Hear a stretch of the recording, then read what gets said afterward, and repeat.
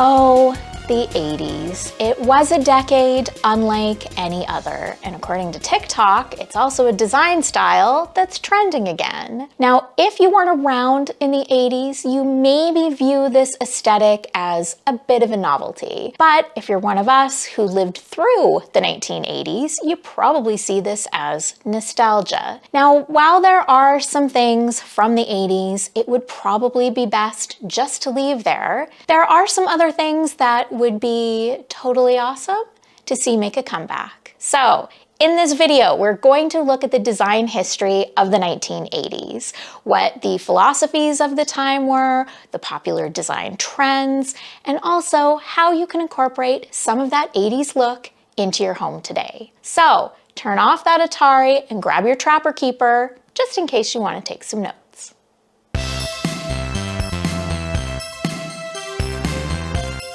Let's begin by discussing postmodernism, the prevailing design movement of the 1970s and 80s. It was the probably most controversial design movement in modern history.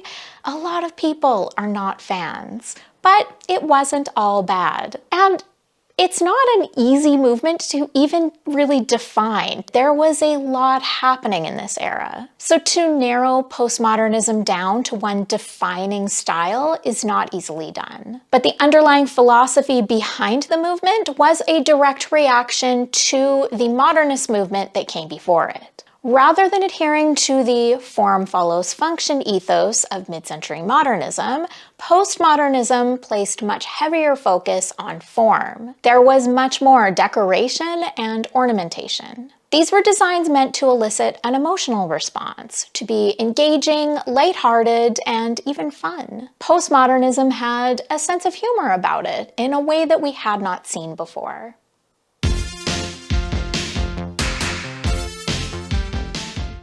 One of the most well-known and influential design collectives to come from the postmodern movement was the Memphis Design Group, a design collaborative founded in 1980 in Milan, Italy by architect and designer Ettore Sottsass. The Memphis design aesthetic took its inspiration from Art Deco and pop art styles and became known for its use of bold color, geometric shapes, and quirky pattern. The most iconic piece associated with the Memphis style is Sottsass's Carlton bookcase or room divider. It's a very bold, very colorful statement piece crafted from glossy laminate. In fact, plastic laminate was a commonly used material by the Memphis collective and would become one of the defining materials that we associate with 1980s design. And while the Memphis style would become synonymous with 80s postmodernism, it was certainly not the only design aesthetic that was popular at the time. So, let's discuss some of the other popular 80s design trends, shall we?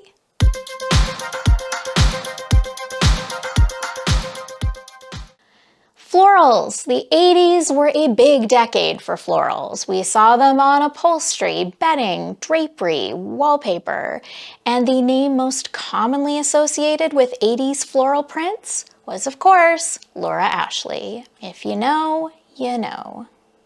Tropical prints were another pattern we saw a lot of in the 80s. Think Palm Beach vibes. Perhaps something like this would jog your memory.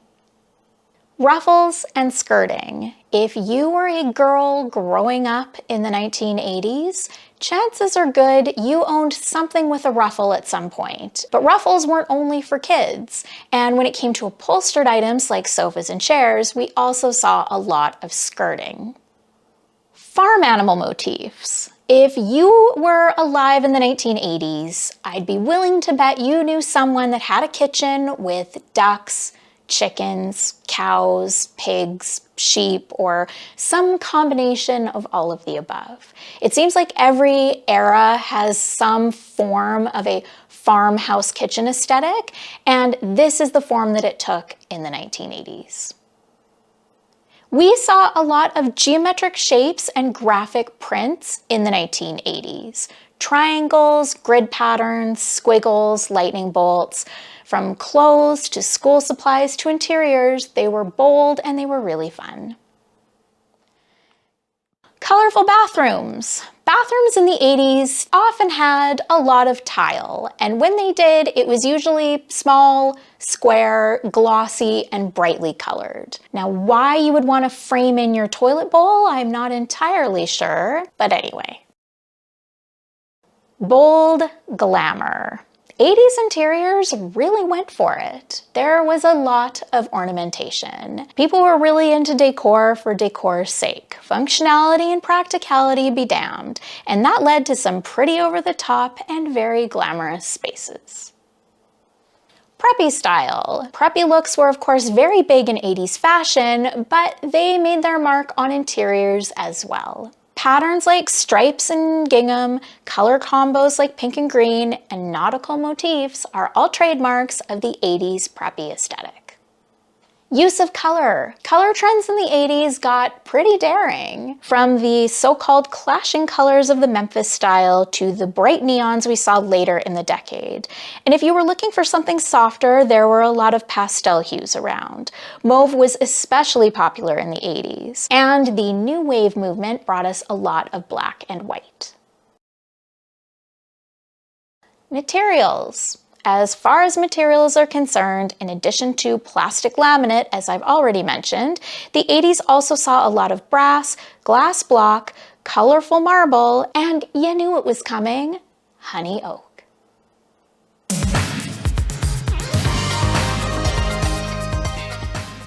Now that we have looked at some of the key elements that define what is sometimes referred to as the designer decade, let's look at how we can incorporate the 80s aesthetic into our homes right now. Brass. Now, I know we all love the timeless appeal of an unlacquered brass, but if you're going for an 80s vibe, polished brass is the way to go. This is gorgeous. Now, are brass toe kicks a practical choice? Not at all. Are they glamorous? Absolutely.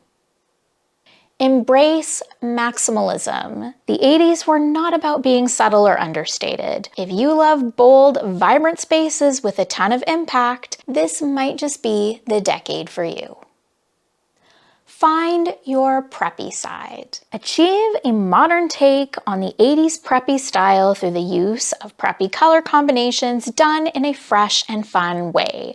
Add pattern with a striped fabric and pull in some wicker or rattan for a subtle nod to that 80s nautical theme.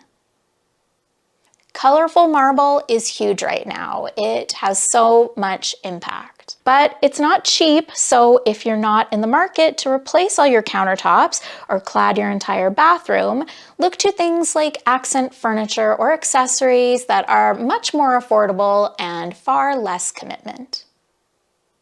Wall-to-wall carpeting. Now, I know this might not be for everyone, but a soft, plush, wall-to-wall carpet in a primary bedroom can be very luxurious. Retro tile. There are lots of options out there that will give you that 80s vibe. Try a colorful tile or a small square mosaic to achieve the look. Good old glass block. Now, if I was starting from scratch, is glass block something I would be considering? Maybe not. But if you already have it and you've been on the fence about whether or not to keep it, maybe this is your sign to embrace it. Color. Whether you're inspired by the bold colors of the Memphis style, want to try a fresh take on mauve, or inject a little pop of neon, decorating with bold color is very 80s. Vintage furniture and accessories. There is a lot of vintage 80s furniture out there. Some of it not so good, but some of it is really great, so be sure to keep your eyes peeled.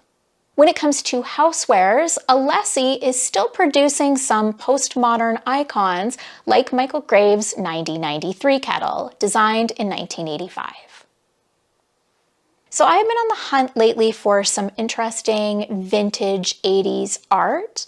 Now this might end up being a great thrift store find or maybe even something reproduction that I find online. But 80s art can be a great statement all on its own or a cool addition to a gallery wall. Or how about some ruffled pillows? Whether vintage or new, such a great 80s design staple. Well, friends, I think we have pretty much covered all the bases of 1980s interior design. I had so much fun making this video. I hope you've enjoyed it. Now go find that Walkman, listen to some Wham, and I'll see you at the next one. Bye for now.